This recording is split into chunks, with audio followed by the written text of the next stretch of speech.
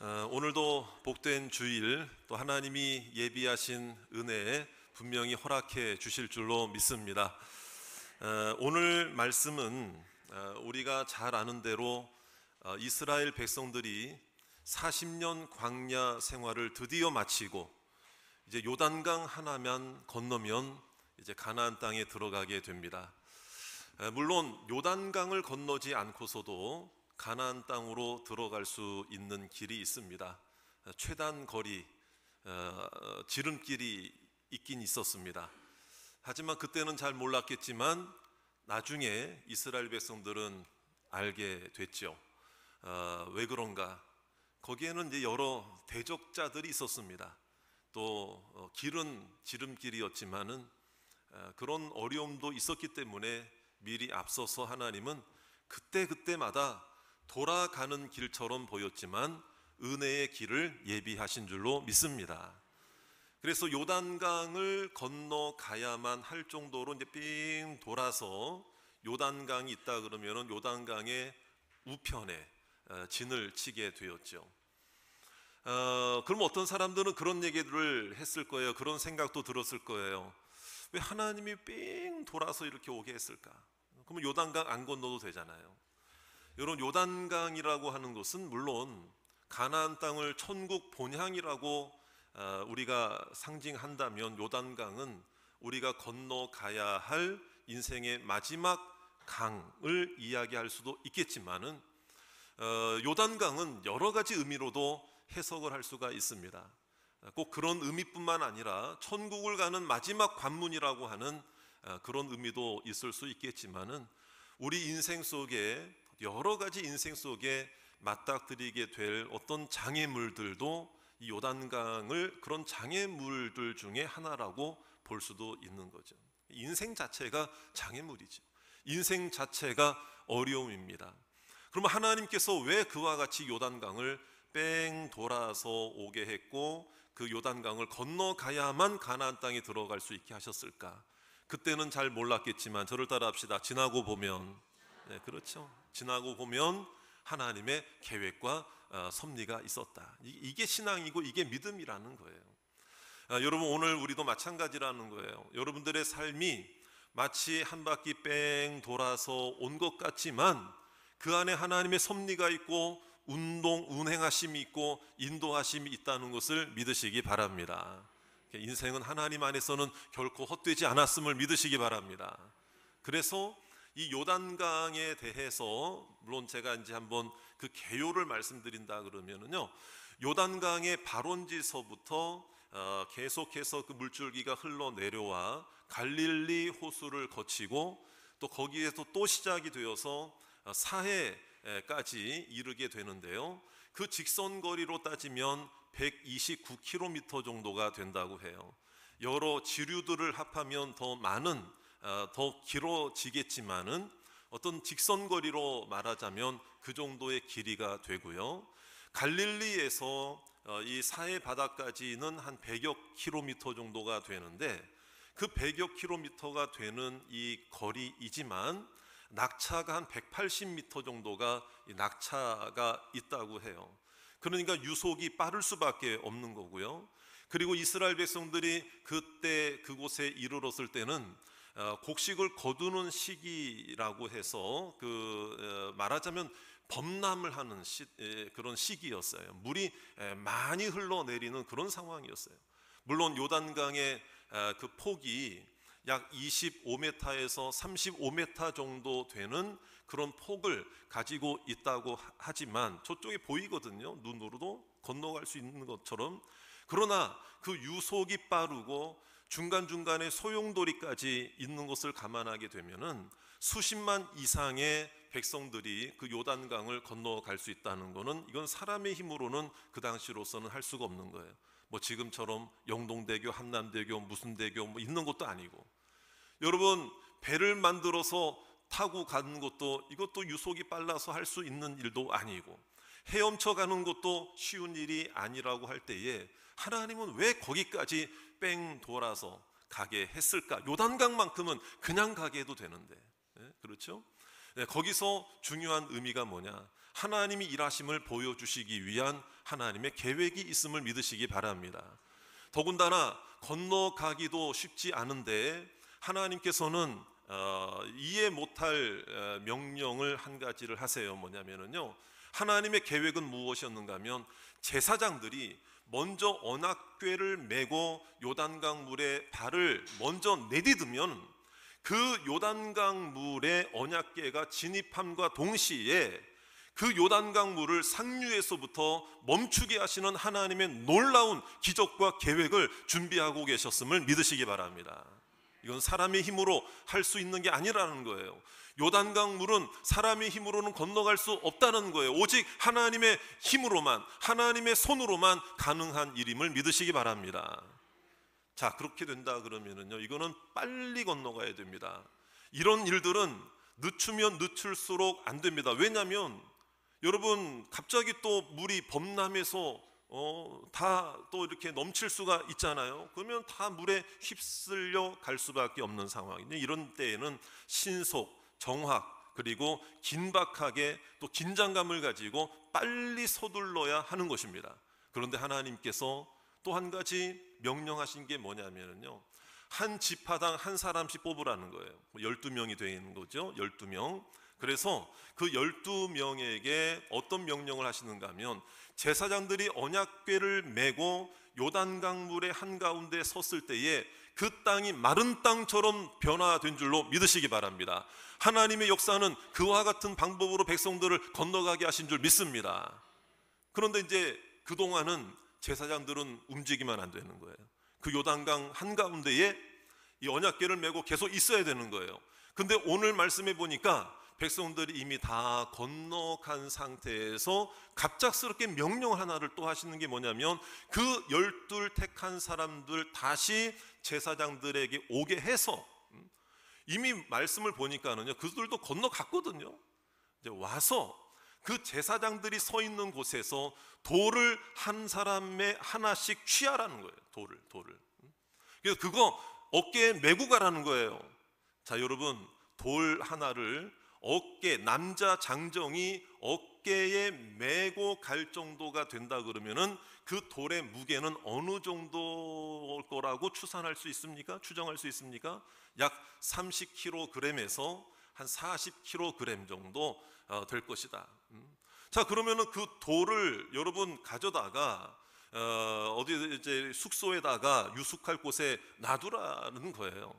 그럼 여러분 한번 생각해 보세요. 왜 하나님께서 그 돌을 강조하셨고 돌에 집착하셨고 이런 어려운 명령을 빨리 건너가야 돼요. 만약에 그 돌을 뭐 번호 매겨 놓은 것도 아닐 거 아니겠습니까? 그 강가 안에 있는 그 강한복판에 있는 돌을 그렇게 구하려면은요, 또 고르고 또 골라야 되는데, 그 사이에 물이라도 다시 범람하게 된다 그러면 제사장들은 건너가지도 못한 채 말이에요. 제사장들도 빨리 건너가야죠. 그리고 안전하게 강가에 있는 돌들을 구하라고 하면 참 좋았을 텐데, 왜 하나님은 굳이 그 제사장들이 그 언약궤 메고 서 있는 곳에까지 가서 거기서 있는 돌을 취하라고 하셨을까? 왜 이렇게 하나님은 이 돌에 대해서 집착하셨을까? 여러분, 여기에는 분명한 하나님의 계획과 뜻이 있다는 것을 우리는 알아야 됩니다.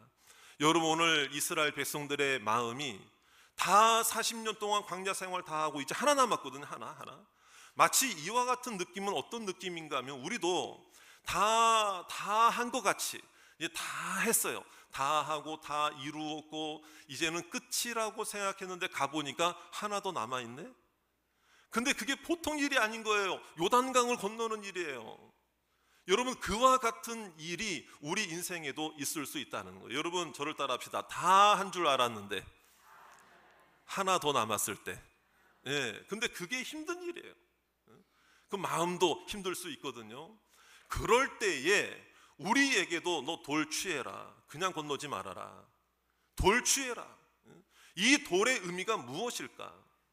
왜 하나님은 이 돌을 가지고 오라고 말씀하셨을까? 여러분, 이것은 무엇일까? 여러분, 우리는 요단강을 내 힘으로 건널 수 없기에 하나님이 하셨음을 이 돌을 볼 때마다 하나님께 영광 돌리고 하나님을 기억하고 하나님을 생각하고 하나님을 찬양하고 하나님께 감사하라고 하시는 주님의 음성임을 믿으시기를 주의 이름으로 축원합니다. 어떤 재산처럼 재물처럼 유산처럼 이렇게 삼게 단순한 기념물이 아니었다라는 것을 우리는 알아야 됩니다. 하나님을 생각하라고, 하나님을 기억하라고, 하나님을 바라보라고. 그래서 하나님께서는 백성들에게 어떤 말씀을 하셨는가 하면 6절, 7절 말씀을 하셨죠. 자, 우리 6절, 7절 말씀 다 같이 우리 함께 읽어보겠습니다. 시작. 이것이 너희 중에 표징이 되리라. 후일에 너희의 자손들이 물어 이르되 이 돌들은 무슨 뜻이냐 하거든 그들에게 이르기를 요단물이 여호와의 언약궤 앞에서 끊어졌나니 곧 언약궤가 요단을 건널 때에 요단물이 끊어졌으므로 이 돌들이 이스라엘 자손에게 영원히 기념이 되리라 하라 하니라. 할렐루야. 이거는 여기서 말하는 기념은 인간적 기념이 아닙니다. 인간적인 어떤 내 공로를 앞세우는 게 아니라 누구를 높이는 거예요? 하나님, 오직 하나님. 저를 따라합시다. 오직 하나님만. 여러분, 우리 인생 속에 남겨진 어떤 장애물이 어느 하나님의 기적과 능력의 손길로 해결되었을 때 여러분 저를 따라합시다. 오직 하나님만. 네. 오직 하나님만 생각하고 오직 하나님만 높이고 오직 하나님만 바라보시기를 주의 이름으로 축원합니다. 그래서 이 요단강을 건너고 나서 취한 그 돌을 길갈이라는 장소에 따로 세웠고 여호수아는 너무나 더 또 감사한 나머지 지도자로서 그 또 다른 돌 12개를 취하여 제사장들이 서 있던 그곳에 강가 한복판에 그 돌을 놔두도록 했다 이 말이에요. 그러니까 총 돌이 24개가 되는 거예요. 거기서 취한 12개의 돌, 또 여호수아가 감사해서 또 다른 돌 12개를 거기에다가 세우는데 그 문제는 뭐냐면 물이 다시 넘치게 되면 그 돌은 보여요, 안 보여요? 강가에 세운 거. 그런데 또 건기가 돼가지고 물이 줄어들게 되면 그 돌들은 보일까 안 보일까? 또 보이죠. 그러니까 요단강 바라보면서 누구만 생각해라, 누가 하신 걸 생각해라, 또 따로 길갈에 세운 돌을 생각하면서 누구를 기억해라, 누구만 감사해라, 누구만 찬양해라, 하나님만. 이것이 바로 이 돌의 의미가 되는 거예요. 그러므로 오늘 이 모든 요단강을 건너는 일들 이후에 하나님께서 더 중요한 이유와 목적을 백성들에게 말씀하신 게 뭐냐? 4장 24절에 나와 있습니다. 우리 4장 24절 말씀도 다 같이 우리 함께 성경과 화면을 보면서 다 같이 우리 함께 읽겠습니다. 시작. 이는 땅의 모든 백성에게 여호와의 손이 강하신 것을 알게 하며 너희가 너희의 하나님 여호와를 항상 경외하게 하려 하심이라 하라. 저를 따라합시다. 하나님의 손이. 자, 그 다음에요. 하나님을 경외하는데 어떻게 경외하라고요? 어쩌다가 경외하는 거예요? 생각날 때마다 경외하는 거예요? 그냥 어쩌다가 기억나면 그때 하는 거예요? 안 바쁘면 하는 거예요? 그게 아니란 말이에요. 항상이라고 하는 이 말은 우리의 생각 전체를 하나님께 맡기고 의지하는 것이고, 여러분 사람마다 자기 생명과 관계된 거, 재산과 관계된 거는 항상 생각합니다. 항상 떠나지 않습니다. 바로 그런 것처럼 여러분 만약에 여러분 집에 이따만한 금덩어리 장롱 안에 있어요. 그거 잊어버릴까 안 잊어버릴까? 안 잊어버릴까? 매일 쳐다볼까 안 쳐다볼까? 장롱문 열고 잘 있나 궁금할까 안 궁금할까? 아까 큰애가 오늘 갔다 갔는데 우리 비번도 다 알고 있는데 나 외출한 사이에 우리 큰애가 그거 안 가져갔나? 여러분 그런 생각 들 수 있을까요 없을까요? 있단 말이에요. 그러니까 여러분 이게 뭐냐면요, 하나님은 그런 물질과 비교할 만한 그런 대상이 아니잖아요. 여러분 내 생명을 살리신 분이에요. 나에게 구원을 베푸신 분이에요. 나에게 은혜를 베푸신 분이에요. 어떻게 하나님을 잊을 수 있을까? 아니라는 거죠. 그럼에도 불구하고 이스라엘 백성들은 잊었습니다. 역사적으로 하나님을 떠났습니다. 그 약함을, 그 악함을, 약함을 하나님이 잘 아시기에 그 돌을 단순한 기념이 아니라 하나님을 잘 섬기라고, 하나님 바라보라고, 하나님 생각하라고, 여러분 그러한 명령을 하나님께서 하셨다는 것을 믿으시기 바랍니다. 그러므로 우리가 생각해 봐야 될 이 12개의 돌은 단순한 기념물이 아니고 하나님을 더 경외하고 하나님을 더 생각하라고 하는, 여러분 제가 세 가지로만 간략하게 말씀드립니다. 이 돌의 의미가 있습니다. 하나는 은혜의 돌입니다. 따라합시다. 은혜의 돌. 그렇죠. 그러니까 이 요단강은 우리의 힘으로 건널 수 없는 강임을 알고 인정하고 하나님의 은혜다, 이걸 인정하자. 이제 거기서부터 축복이 시작될 줄로 믿습니다. 우리의 지나온 모든 삶의 발자취가 은혜였고 하나님의 축복이었음을 믿으시기를 바랍니다. 그런데 요단강 건너기 전에는 요단강 볼 때마다 보는 사람들이 다 무슨 생각이었겠어요? 요단강 볼 때마다 불평, 원망, 두려움, 어려움, 힘듦, 낙심이었지 않겠습니까? 여러분 그런 것처럼 우리도 어떤 일들을 바라볼 때, 어떤 누군가를 바라볼 때, 어떤 상황을 바라볼 때 보면 볼수록, 생각하면 생각할수록 마음이 무너지고 낙심이 되고 힘들어지게 되는 그런 일들이, 그런 사람이 있습니까? 없습니까? 있습니다. 있습니다. 보면 볼수록 힘들어져요. 보면 볼수록 어려워져요. 보면 볼수록 믿음이 떨어져요. 근데 그게 아니라는 게, 건너기 전에는 그랬는데 은혜가 떨어졌는데 하나님의 은혜로 그 강을 건너게 되고 난 이후에는 여러분 보면 볼수록 은혜의 증거이고, 보면 볼수록 축복이고, 보면 볼수록 믿음의 놀라운 축복이고, 보면 볼수록 하나님의 역사였음을 믿으시기 바랍니다. 자, 여러분 옆에 있는 우리 가족들, 성도들 한번 얼굴 한번 쳐다보세요. 자, 보면 볼수록 믿음이 떨어집니까? 보면 볼수록 마음이 분란이 생기고 낙심이 되는 사람의 얼굴입니까? 그렇지 않죠? 오히려 우리는 서로가 서로를 바라볼 때, 저를 따라합시다. 보면 볼수록 힘이 납니다. 보면 볼수록 믿음이 더 생깁니다. 그런 서로가 되시기를 주의 이름으로 축원합니다. 자, 우리 옆에 분한테 우리 한번 인사합시다. 당신은 보면 볼수록 힘이 납니다. 믿음이 생깁니다. 은혜가 넘칩니다. 그런 가족들, 성도들, 우리 교회, 여러분들의 인생 모든 가족들 가정 되시기를 주의 이름으로 축원합니다. 그래서 여러분 건넌 후에는 은혜와 평강과 축복이라 이 말이에요.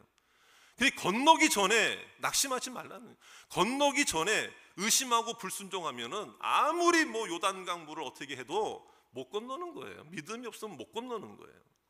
하나님의 은혜였음을 믿고, 하나님의 은혜가 기다리고 있음을 믿고, 여러분 힘들어도 믿음으로 건너가시기를 주의 이름으로 축원합니다. 언약궤가 있는 곳에서 돌을 취하는 것은 이것입니다. 언약궤는 하나님의 말씀입니다. 언약궤는 하나님의 인재입니다. 하나님께 드리는 예배입니다. 하나님께 영광과 찬송을 올려드리는 것입니다. 그러므로 아무리 힘들어도 여러분 그냥 건너가지 말고 여러분 말씀의 자리에 머물러야 하고, 이 기도의 자리에서, 말씀의 자리에서, 찬송의 자리에서 기적이 시작되는 것입니다. 축복이 시작되는 것입니다. 오늘 말씀을 한번 주목해 보세요. 3절 말씀해 보세요. 3절 말씀해 보니까 그들에게 명령하여 이르기를 요단 가운데 제사장들의 발이 굳게 선, 저를 따라합시다. 그곳에서예요. 그곳에서, 다른 데서 돌 취하지 말고 하나님의 임재가 있는 곳에서, 주님의 역사가 나타나는 곳에서, 말씀의 은혜가 임하는 곳에서, 기도의 은혜가 넘치는 곳에서 우리의 인생이 새롭게 시작될 줄로 믿습니다. 거기 지나치면 안 되는, 거기를 무시하면 안 돼요. 거기를 그냥 나오면 안 돼요. 여러분 오늘 이 예배 자리가 바로 그곳이 되기를 주의 이름으로 축원합니다. 여러분 또한 이 돌의 의미는 두 번째, 감사의 돌이다 이 말이에요. 감사의 돌. 저를 따라 하실까요? 지금까지 모든 것이 감사 제목이다. 여러분 믿습니까? 자, 요단강을 건넌 후에는 이제 백성들이 어느 땅에 거하게 되죠? 가나안 땅에 거하게 되죠.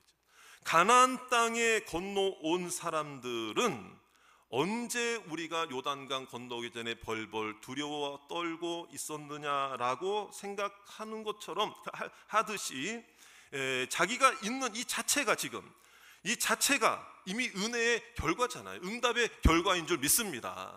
기적이잖아요. 기적. 하나님께서 건너게 하셨잖아요. 그러면 여러분, 이미 요단강을 건너는 엄청난 큰 기적과 축복을 경험한 우리들이 이 가나안 땅에서 정착해서 살면서 비록 인생에 또 어려움도 없겠죠. 또 어려움도 있고 힘든 일도 있지만 항상 우리는 뭘 생각해야 돼요? 우리는 요단강 건넌 사람이야. 하나님의 은혜를 경험한 사람이야. 하나님의 축복을 경험한 사람이야. 여러분, 아무리 작고 힘든 어떤 어려움이 크고 작은 있어도 우리는 큰 구원을 받은 사람이기 때문에 모든 것이 감사의 고백이어야 할 줄로 믿습니다. 여러분, 저를 따라합시다. 작은 것에도 불평하지 않겠습니다. 여러분, 감사 제목을 발견하는 것이 믿음의 능력인 줄로 믿습니다. 과거의 나의 모습을 보면은 생각하면 불평할 수가 없는 거 아닙니까? 여러분들의 10년 전, 20년 전의 모습을 생각해 보세요. 지금 우리가 하나님의 은혜 안에 머무르고 있다는 것, 하나님의 자녀가 되었다는 것, 죄의 자녀였습니다. 악의 자녀였습니다. 불순종의 자녀였는데 하나님의 자녀가 되었다는 이 현재의 모습만 가지고서도 우리는 평생 감사해야 할 제목인 줄로 믿으시기를 주의 이름으로 축원합니다. 아무리 세상적으로 많은 것을 가졌다 할지라도 요단강을 건너지 못했다면, 하나님의 자녀가 되지 못했다면 그게 무슨 소용입니까?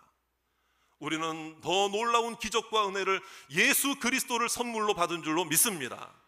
그러므로 지금 우리가 여기에 있다는 것 한 가지만으로도 우리는 감사요, 축복이요, 성공이요, 행복이요, 진정한 행복이 하나님 말씀 안에 있습니다.